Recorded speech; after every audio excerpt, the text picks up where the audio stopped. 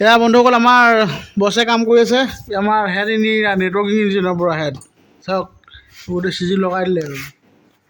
এজনৰ জহতে আৰু কাম কৰি আছোঁ আমি চাওক সেইবিলাক এটা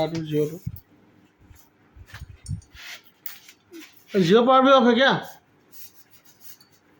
এইবিলাক কাম কৰি আছোঁ দেই সেয়া আৰু কোনো মানুহ নাই আৰু আমাৰ কাম চাওক